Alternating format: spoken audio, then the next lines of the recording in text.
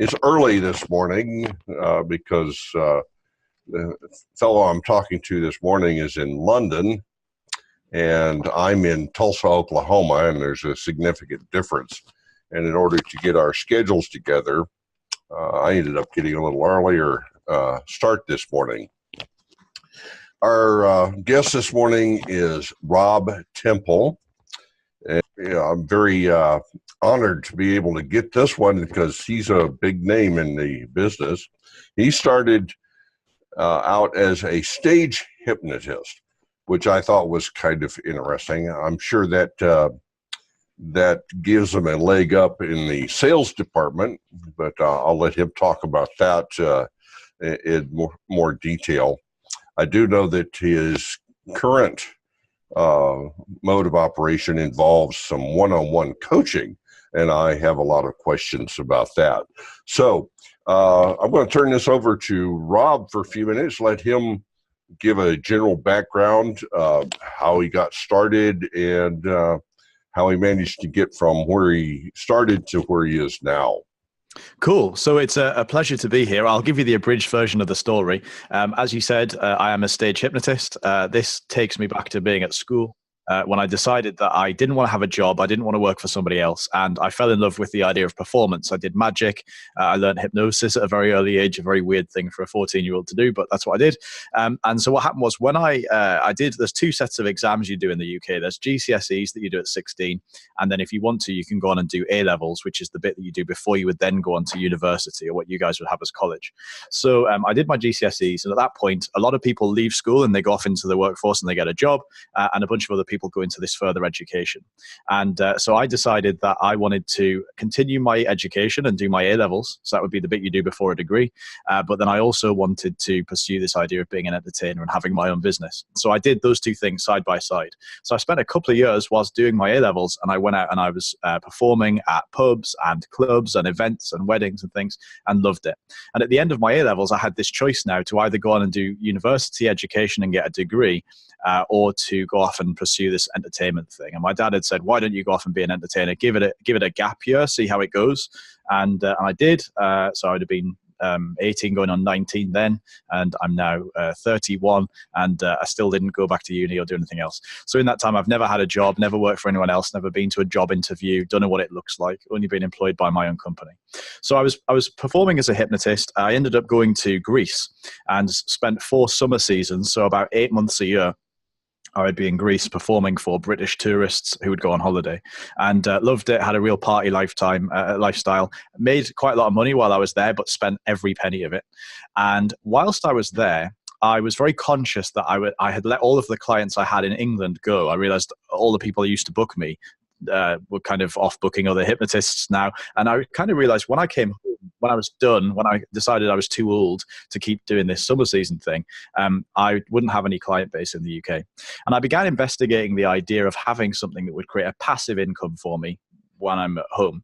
So I wanted to be able to make $2,000 a month, so the British equivalent of that, which would be about £1,600, which was very optimistically, I thought was going to be enough to pay for my rent and pay for food and pay for clothes and pay for all the things I wanted to do. But that was my kind of target figure. I realize now that's a fairly unrealistically low amount of money to live on, but I was like, I can probably get by with that.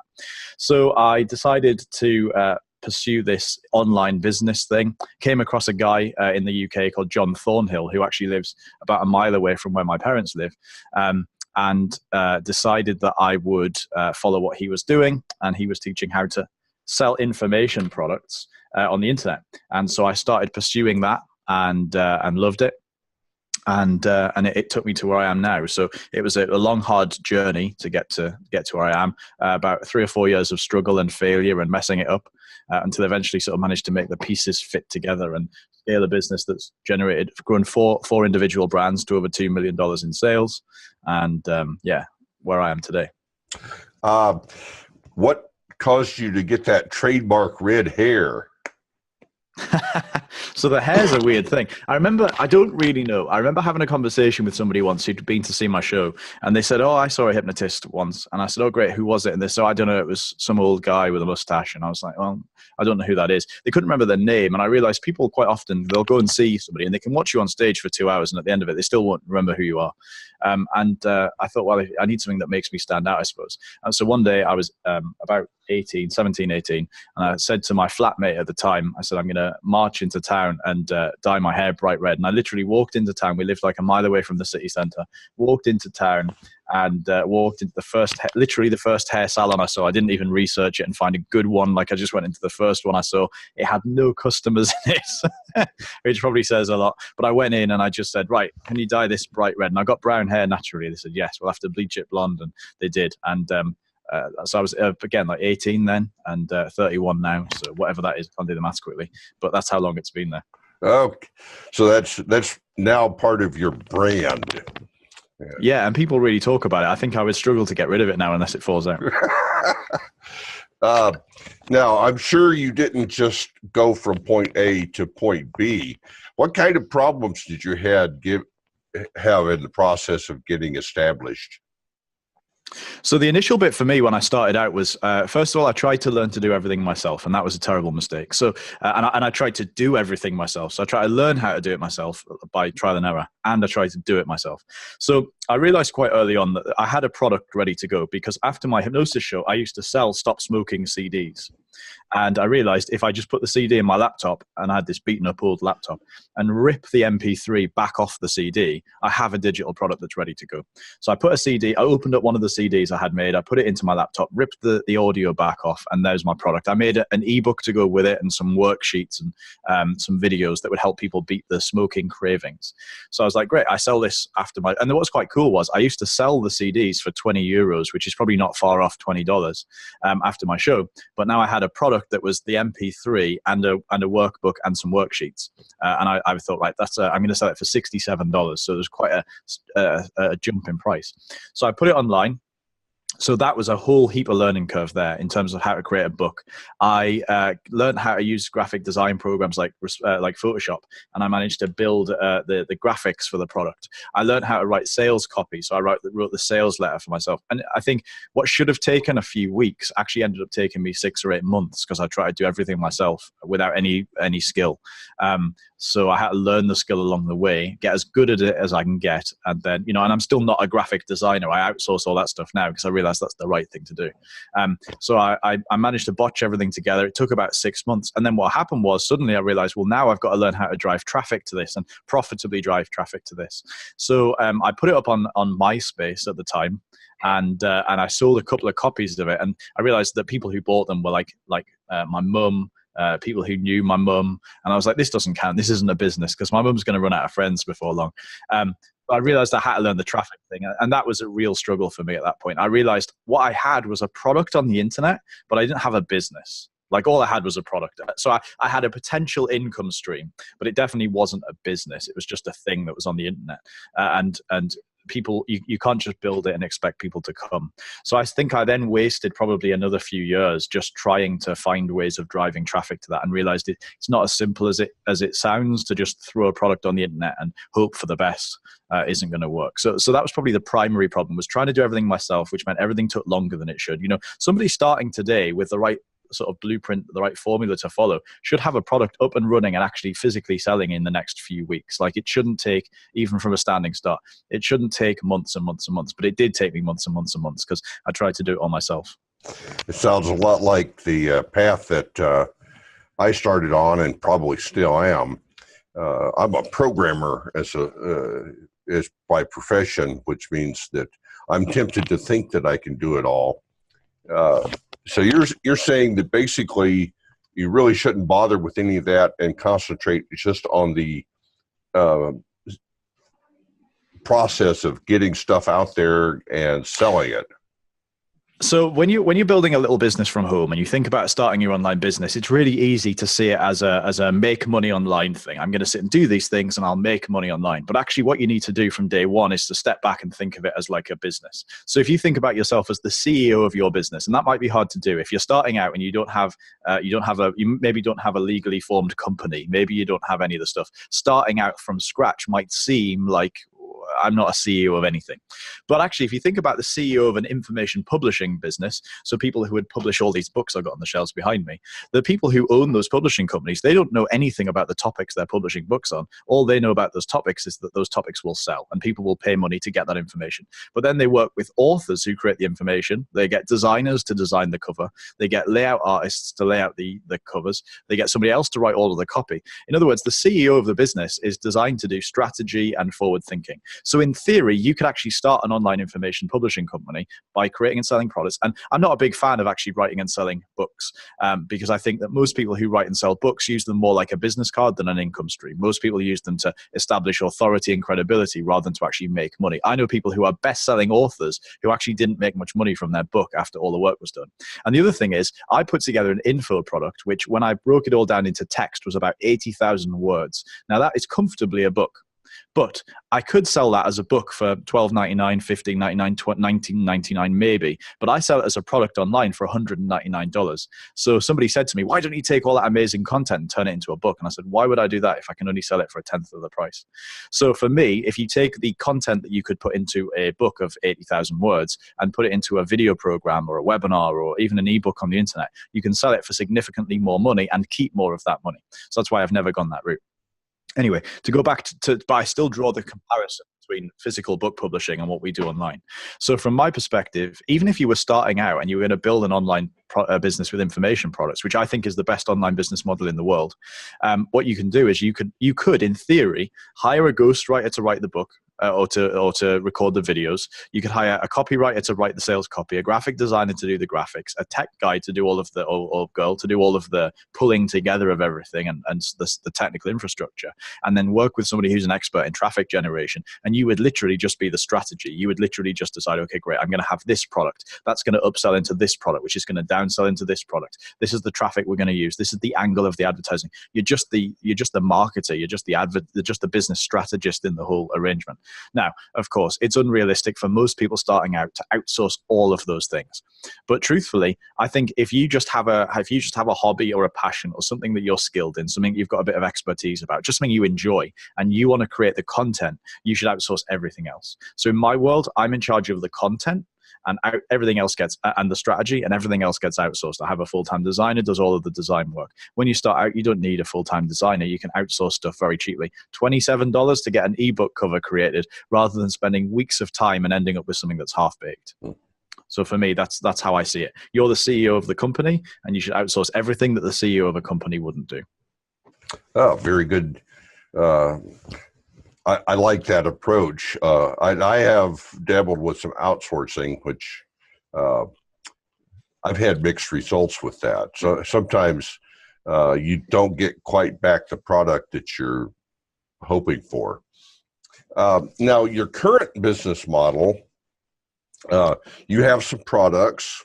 Do you do any joint ventures or affiliate programs, or what is it that you're primarily focusing on now? So my primary online business is actually in the personal development niche. So I create and sell training to do with personal development. So it's kind of, I suppose I always did when I started out with that quit smoking product, that falls within that realm. But I've gone a little bit more wide than that. So now I create and sell products to do with confidence, happiness, stress, motivation, etc. So it's to do with taking the stuff that I've learned about the human mind over the last 14 years of being a hypnotist, and 15 years of being a hypnotist, and applied that to personal development and sell that stuff. So that's the kind of primary business model that I've got. It's aimed at your every man, your every woman. It's aimed at your average Joe who's got a great life. They're enjoying themselves, but they just want to step up a level. They want to be happier. They want to be more fulfilled. They want to have more personal freedom. It's not not to do with business particularly. It's not to do with wealth particularly, although those two things do kind of creep into it. It's to do with inner game and being happier. That's my primary business. And the business model is I have a blog where we publish content every week. I have a podcast where we publish content every week. I've got social media, Facebook and Instagram, and I'm going to start a YouTube channel soon as well. And basically that little content hub of the blog, the podcast and social media is constantly just cycling around. It's building an audience. It's building a tribe of people who like what I have to say, and they my way of thinking, my philosophy of personal development resonates with them. Now, equally, if I was in the gardening niche, I'd do exactly the same thing. I'd have a blog, maybe a podcast and social media, and I'd post hints and tips and tactics that people can go out and use to build an audience. The same in the cookery niche, the DIY niche, the needlework niche. It doesn't matter what it is. I have that same model, and that little thing is just constantly ticking over. It takes a few hours a week, 2 or 3 hours a week, just to keep this constant content machine going and just bringing in new people. And then what happens is I start to take those people and offer them the chance to join my list by getting free gifts, giving them the chance to jump on and buy products from me and push them through my product funnels. So that's the primary thing. That's got an affiliate program associated with it, so other people can promote my products, but in the personal development niche. But I don't really promote other people's products. That's just a decision I made. I want to just sell my own stuff. So that's that arrangement. And then on the flip side of that, I have a coaching program called the Infopreneur Blueprint, where I teach other people to build out the business model I just described. Because the truth is, I've never wanted to be, and I've never been, one of those people who only makes money by teaching other people how to make money online. There's a lot of business coaches and internet marketers, and their only income stream is by teaching other people to make money online, who are going to go on and teach other people to make money online, who are going to go on and teach it because they've got nothing else to deliver. But because I'm in the trenches every day, actually selling information products in a sort of a real world niche, that means we're testing stuff all the time. We're trying things, we're split testing, we're seeing stuff that works and stuff that doesn't work. And I actually get a real buzz out of sharing that. So as a sideline, we set up this coaching program where me and Jack on my team actually coach infopreneurs and wannabe infopreneurs, people who want to build a business with information products, to duplicate that same business model. So those are really the two major sides of what I'm doing. So I'm assuming that you do the one-on-one coaching because mainly you enjoy it, because that's not scalable. So I only do a tiny amount of one-on-one stuff. The Infopreneur Blueprint is a group program. So that's taught as a group of, so people can study the videos, but also attend webinars every week. So that's a group program. And I do a small amount of one-on-one consulting and coaching too. So if somebody has something I'm particularly interested in, I'll get involved in their business on a slightly deeper level, again, because I really enjoy doing it. Obviously, they pay for my time. But actually, yeah, I do those projects where they're really enjoyable, or it's some sort of revenue sharing thing. Super. Now, we've already talked about the problems that you had, and my takeaway from the thing that you would do differently if you were starting over, you wouldn't do all the nitty-gritty stuff yourself, but you would outsource most of the technical stuff and just concentrate on content. Yeah. So what are your plans from here on? How are you going to scale? What are you going to be doing 5, 10, 15 years from now? Same stuff or? Yeah, so I mean, I have simplified my business in the last couple of years. There was a point at which we were growing out, and I had a business running in 4 niches at the same time, which is 4 blogs, 4 sets of social media, 4 sets of products, 4 coaching, and it was all just a bit insane. So I've stripped a lot of that back now. So I just have the 2 major things. I've got the personal development business. I've got the coaching program. That's all I'm going to do. I'm just going to scale those bigger. So I have a plan for my personal development business to reach out and touch the lives of 1 million people around the world. In other words, that would be 1 million people who join my list or buy our products or go through that thing. That's the outlandish, massive goal for the next 5 or 10 years. Aside from that, about a year and a half ago, my best friend and I launched a software business as well for marketers, which is all about how to use surveys as a marketing tool. So we started that. So that's another massive plan, and it's going to be a huge focus of mine going forward. And of course, I still perform as a hypnotist as well. I spend about two months of the year on the road, traveling and performing. I get to do all the shows that I want to do in that short space of time, in that 2 months, and then the rest of the year I spend working on my online businesses and doing it. So I think everyone has their why, don't they? Everyone has their reason to want to launch a business online. Mine was to be able to explore explore my creativity, to explore the things that I love, and to be able to give myself the freedom to build the life that I want. So the life that I want and the life that I've got right now is I'm able to tour and perform for about 2 months a year, and then sporadic gigs throughout the rest of the year, but mostly touring and performing for about 2 months of the year. The rest of the year, I'm sat at the computer in our office here, running the business. And there's really, as I said, 3 elements to that. There's my personal development business, there's my online marketing coaching program, and then there's the software business that we run as well. And I just intend to sit here and keep scaling it to the stars. So you have any parting thoughts, URLs to reach you, encouragements or warnings that you'd like to issue to somebody who is just starting out in internet marketing? Yeah, for sure. I mean, this whole game is not easy. It's not easy, but it is relatively simple. The processes that I've just described in the last, I mean, we've only been here for what, 20 minutes, 25 minutes. The processes I've described are very simple. Fundamentally, you create a blog, you post some content, you get some social media, you post some content, you start to build an audience. It's all very simple. Doing it well, however, isn't that easy. It does take work and does take focus.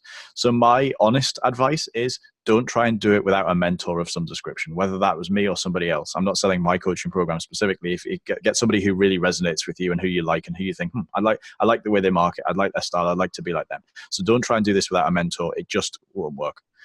Don't try and do it all by yourself, and don't be frightened to think big. Don't think, well, I just want to make a couple of $1,000s a month. Because the truth is, if you're going to put in the work to make a couple of $1,000s a month, honestly, by the time you get there, it's only a tiny little bit more to get from $2,000 a month to $10,000 or $20,000 a month. If you can get to $2,000 a month or $5,000 a month, the little bit of extra work you have to do to get to $5,000 or $10,000 a month, sorry, $10,000 or $20,000 a month is negligible. So don't be frightened to think big. You can make millions of dollars on the internet sitting at home selling information products if you're willing to just push hard enough. So that would be my other advice. If you want to find out a bit more about me and my principles, you can go to webclass.infopreneurblueprint.com. There's a bit of a mouthful. Webclass.infopreneurblueprint.com. And we run quite regular training webinars where you can join for free. You can learn about the principle. I'll teach you for like an hour. And at the end of it, if it sounds like something you want to go ahead with and you want to find out more, you can apply. And there's no big sales pitch, but you can apply and get involved if it's a good fit. So yeah, if you want to find out more, you can go and check out what we're doing over there. But that would be it, really. Okay. I really appreciate having your time this morning and talking with you. And I've learned quite a bit just from this. I've learned quite a bit every time I've talked to you. So I guess that's just par for the course.